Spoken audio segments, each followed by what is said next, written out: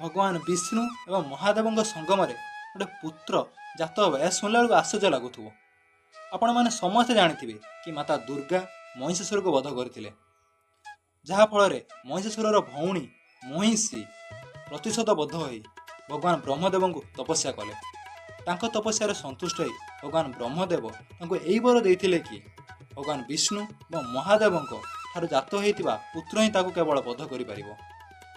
ଏହା ଗୋଟିଏ ପ୍ରକାର ଅମର ବର ବୋଲି ମହିଷୀ ଭାବି ନେଇଥିଲା, କାରଣ ଦୁଇ ଜଣ ପୁରୁଷଙ୍କ ସଙ୍ଗମରେ ଗୋଟେ ପୁତ୍ର ଜାତ ହେବା ଏହା ଗୋଟିଏ ପ୍ରକାର ଅସମ୍ଭବ ପ୍ରକାର କଥା। ତାପରେ ମହିଷୀ ସ୍ୱର୍ଗଲୋକକୁ ଆକ୍ରମଣ କରିଦେଲା, ଯାହାଫଳରେ ସ୍ୱର୍ଗଲୋକରେ ଶାନ୍ତି ହଜିଗଲା।